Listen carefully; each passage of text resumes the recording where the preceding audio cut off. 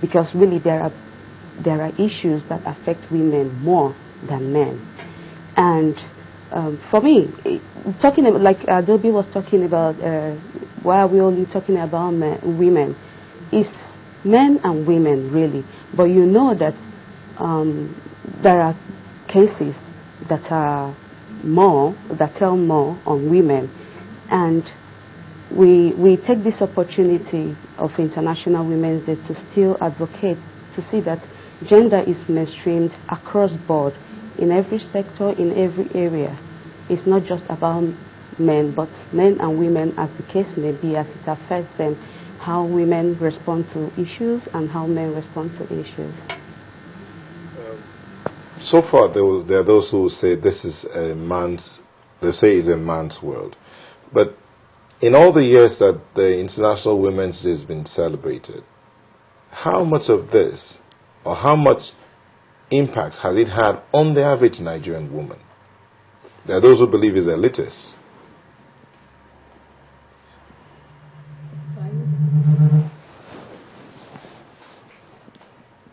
It may interest you to know, yes, they say it's a man's world, but for gender advocates in Nigeria, we've moved beyond just talking to the women themselves.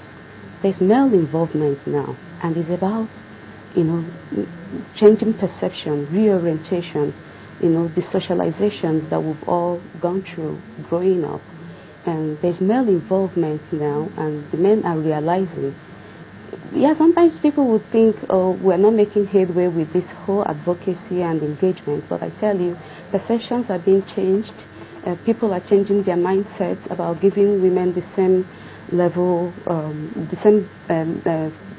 level playing field to take up responsibilities and take up roles. Yes, it might look like not much is being achieved, but a lot, because when you talk about reorientation, it takes a while. When you talk about socialization, it takes a while. And when you talk about development, transformative leadership, it takes a while. So it's a gradual thing. We're not giving up on that. We will continue to engage our male counterparts, people that have interest in improving the lives of women in Nigeria. I was going to respond to that. Okay. Okay, I was just going to add that a lot has been achieved. We're not yet there, but we're moving. If you look at our House of Assemblies, National Assemblies, State of Assemblies, we're moving from where we used to be in those days to having women speaking about women issues now. We're having more women on the front burner where you see that it's becoming an everyday affair. People are becoming more aware, and it's not just going to take a day or two. We're hoping that one day we'll get there. So today is very remarkable for us because it's a day that we set aside to also remind the government, remind every one of us of the rights of women, where we are, where we think we're going to, and when we get there. You see, the question, why I asked the question is, this Women's Day celebration is in the urban area. What about the rural areas? How many of the women in the rural areas understand that they are being celebrated today? That's why I said, how much impact has it had on the women, especially in the rural areas? Are you taking the celebration down to the rural areas? Or, as you said, you're talking to the government, you're talking to leadership to give women their rights, to recognize women again and give them room to operate, especially in the leadership position? Like what Chema said when she started, the day is not just for women in the urban areas. We actually celebrate women from the rural, the little achievements to the biggest achievements. This is not just today. March every year is actually a remarkable year for women because it starts with CSW, it starts with other activities coming up. So these activities run from, there have been training, there have been programs, there have been advocacies, there have been things done prior to today. So today is just like the D-Day where everything is known, but other activities are going on. Okay. And we celebrate women even to the little. That's interesting. Well, what do you have to say to those people who say, if you're looking at women in urban areas, that women are sometimes the cog in the wheel of their own progress? Do you agree with that saying? Who is not? Are the men not? So if people just use that excuse to put women into one corner, even the men are their own enemies. So why is it different from women? How do we address that? I mean, when we begin to see that maybe, you know, a woman has gotten to a place where she can help fellow women and that is not an issue for her, or where you see that she should show more understanding and there's absolutely no understanding coming from there, or possibly no support coming from there, how do women begin to address that? You see, it's actually it's actually a societal problem. It's actually human nature beyond just women.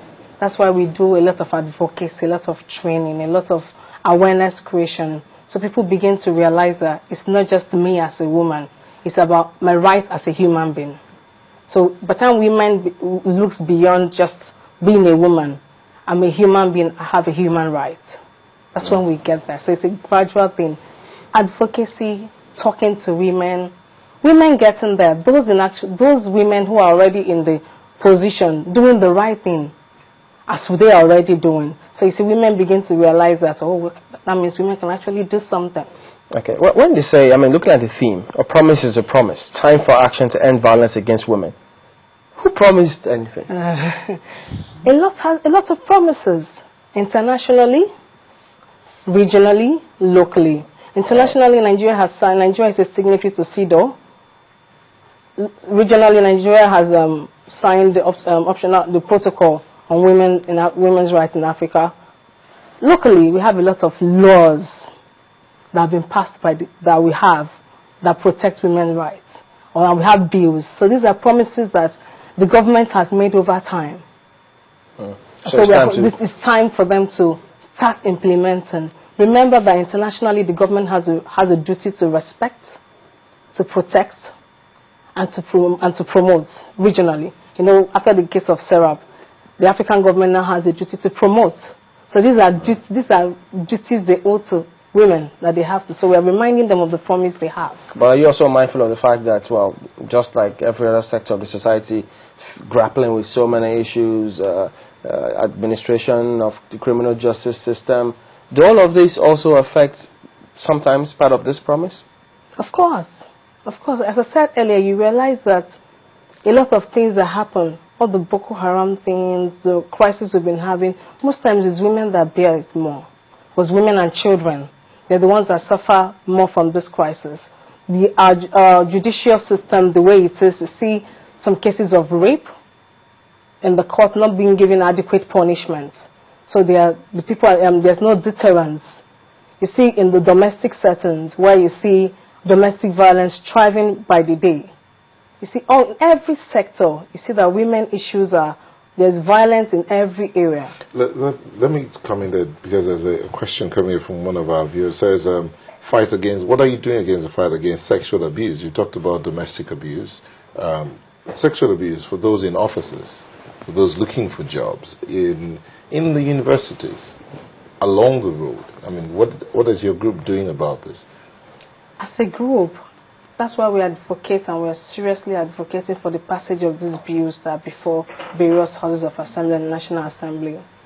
And beyond that, we are beginning to also do a lot of training, trying to tell these women to speak out. If you don't come out, nobody will know. It's time they start speaking out, coming out to talk about their issues, then it can be handled. We're also engaging the police, because you realize that police is actually the major is like the first point of call on every issue, and their role is very critical, because it's very important, because they are the one, apart from arresting, they're also the ones to make the referrals, the channels of access. They are the ones to, if they come to them, they can refer them for health, for CSOs where they can get help, medical assistance. So that's why we're engaging the police, we're engaging the judiciary, we're engaging different sectors, the basic stakeholders. Right. Let's go to Chairman. I mean, tell us, what's your experience? Do women report sexual abuse cases now? Because, I mean, sometimes you hear police tell you, nobody has reported any such matter. Bring them on and we'll answer some of those cases. Have you heard any such, and how are you responding to them, Oxfam, now? Can you take